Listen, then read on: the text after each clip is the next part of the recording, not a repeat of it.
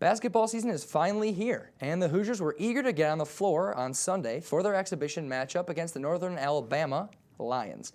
IU hasn't started the season in the top 10 in a long time, and Coach Sampson and his new team look to get the season off right. Let's go out to Assembly Hall. And there is Kelvin Sampson and his crew of new guys, including that guy Eric Gordon that we love so much. Now here Jamarcus Ellis misses the three-pointer. Kenny Johnson tips it ahead to his teammate Isaac Gay for the dunk, and that would be a tie game at 4 apiece. Unfortunately, that would be as close as it would be, because later on when Kenny Johnson nails this jumper, it's 9-6 IU, and that again is as close as it would be from that point on for them. Here, Doug Hunter is going to get blocked by DJ White, who owned the paint on this day, and Armand Bassett will take the outlet pass and go coast to coast and one. Unfortunately, you do not get an extra point when you miss the free throw. DeAndre Thomas to DJ White down low, and again, he is just dominating down low, slams it home. Later on, Quinn Beckwith is going to be rejected as is another one of DJ's 3 blocks on the day, and Brandon McGee to Eric Gordon for the slam. We've been waiting a long time to see that, and it's 43-19. DeAndre Thomas to Jordan Crawford for his 3rd 3 of the game. He was 3 for 3 behind the arc at that point, but there's plenty more where that came from. 55-39 IU at the half. DJ down low, out to Jordan Crawford for his 5th three-pointer, and he's 5 for 5 on the night at this point. Now here on the next play, Ellis to Crawford, another 3, his 6th on the night, and he's 6 for 6. Do we have a theme here? He was 10 of 11 from the field overall and did not miss a free throw. Crawford comes out of the game, gets props from all of his teammates. 121 to 76 is the final score. In the Hoosiers' exhibition opener, a 121-76 victory over North Alabama, it was freshman guard Jordan Crawford who stole the show. His 30 points in 22 minutes was paced by 6 for 6 shooting from beyond the three-point arc. Jordan's just gotten better and better as he goes along. I don't know if I've ever had a freshman have 30 right out of the gate in an exhibition game, though. And I got a lot of open shots, because of DJ and Armand penetrating, kicking it to me. So it wasn't just me shooting, it was them helping me out for open shot. And with the regular season opener just 1 week away, Coach Sampson knows his team has a lot to work on to get ready for Chattanooga. Once they embrace the vision of the program and the identity that we want them to have, I think they can be really good. So again, Indiana wins 121-76 over North Alabama. Some other notes from this game: Eric Gordon had 24 points, while DJ White added 13 points and 11 rebounds. The Hoosiers have another exhibition game Saturday night right here at Assembly Hall. Reporting with the Hoosiers, I'm Ronan O'Shea, Hoosier Sports Night. So it was a freshman who made the biggest impact in his IU debut, but not the one we all expected.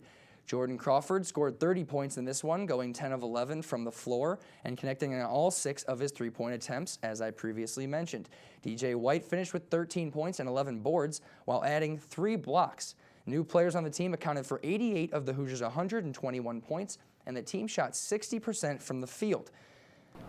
While the Hoosiers have great young talent, they'll still have to rely on senior DJ White to lead them to their 35th NCAA tournament appearance.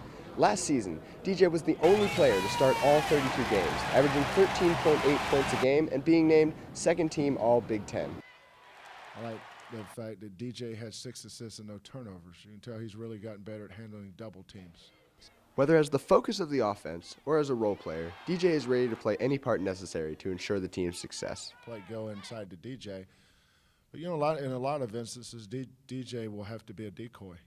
We're going to throw it in there knowing they're going to double him. So we're 4-on-3 on the other side of the floor. We're 3-on-2 on the other side of the floor. So if we can get it out and get it reversed, then we can attack. With 13 points, 11 rebounds, and 3 blocks, DJ White has made it clear that he is the leader of this Hoosier team. From Assembly Hall, I'm Brett Goldenhorn, Hoosier Sports Night. After the most recent telephone violations, Indiana University assistant Rob Senderoff has resigned. Senderoff, who is still the focus of an ongoing investigation by the NCAA, most likely resigned in hopes of lessening the punishments handed down by the NCAA. The most recent violations by the IU men's basketball coaching staff include Senderoff connecting head coach Kelvin Sampson to 10 three-way calls involving recruits, which normally is permitted, but has since been banned as part of the previous sanctions handed to the team. The report also found that Senderoff made the majority of 35 undocumented calls from his home. The investigation has already cost the Hoosiers one basketball scholarship for the 2008-2009 season and a $500,000 pay raise for Coach Sampson. We'll see how the most recent off-court distractions affect the team on the court as the Hoosiers open up their season November 12th against Chattanooga right here in Assembly Hall. I'm Jonathan Morvay, Hoosier Sports Night. Notably absent in the Hoosiers exhibition opener was senior forward Mike White, who 1 year ago appeared in 29 games while making 7 starts. Coach Sampson is debating whether or not to redshirt the senior. That is something that I have had discussions with Mike about. And with the NCAA rule is I could play any of the freshmen tonight but still redshirt them because these games don't count. But a returning player, a returning upperclassman, had he played in this game, then he couldn't redshirt. So what did Mike White think about possibly sitting out the year? Really wasn't as much of a discussion, just telling what my thought process was. So it really wasn't an open-ended discussion. Now, Coach Sampson does expect a decision to be made in the next 7 to 10 days, and ultimately it will come down to what is in the best interest of Mike White. Reporting with the Hoosiers at Assembly Hall, I'm Ronan O'Shea, Hoosier Sports Night. Looking ahead at the team's schedule, IU has one exhibition remaining against UNC Pembroke before starting the season at home next week against Chattanooga. The Hoosiers have 2 more home games before they finally go on the road to the Chicago Invitational Challenge. The non-conference schedule gets a bit tougher after that, with a home game against Georgia Tech in the ACC Big Ten Challenge, followed by a road game in Carbondale against the Salukis of Southern Illinois. When asked about the first women's basketball exhibition game against the Hoosier Lady Stars, head coach Felicia Leggett-Jack was quoted as saying, "I just knew we were going to get out and score buckets." And score buckets they did as the Hoosiers went on to a 77-49 win last Saturday at Assembly Hall. Leading the team in scoring was sophomore guard Jamie Brown with 17 points. Nikki Smith added 13, and the Hoosiers shot 46% from the field as a team. Whitney Thomas led the Hoosiers in rebounds with 7, along with Jory Davis and Georgia Fulmer. The team will have another exhibition this week when they host the Australian touring team. After losing in the 3rd round of last year's NIT, the IU women's basketball team opened up their exhibition schedule on Saturday, hosting the Hoosier Lady Stars, with strong play by Nikki Smith, Jamie Brown, and Whitney Thomas, who all scored in double digits. The Hoosiers were able to have their way with the Lady Stars, opening up to a victory of 77-49. I thought our kids played with it useful. And what I mean by that, I think they played just free. And if we can keep them to continue to play free throughout the season, I think we're going to have an exciting team to watch. We're going to make mistakes along the way. We're going to certainly have some bumps and bruises. But if we continue to play as free as we played today, I think the best is yet to come. The Hoosiers hope to take this momentum into the regular season, which opens on November 9th.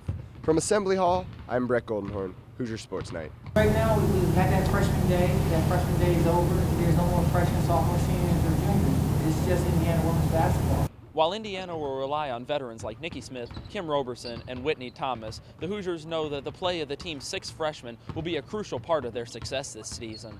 They're one of those groups that just love the game, and that's why Coach Jack recruited them, because they absolutely will do anything to get better, and they just love it, and this is what they came here for, to play. So I was just really excited to see them go out there, and it's always nice to see them get the nerves out for a little bit and just relax and then settle in. I think that we signed on 6 kids that said, we got to play. We're going to outwork people, and I'm going to challenge these vets to be something special. So I don't think we're going to continue to talk about freshmen with this team anymore, because we're just one. Coach Jack stressed that teamwork will be a big theme for the Hoosiers this year. From Assembly Hall, Brian Eckstein, Hoosier Sports Night. Coming up next, Mark Kaplan will go over all of last week's college football action in the rundown.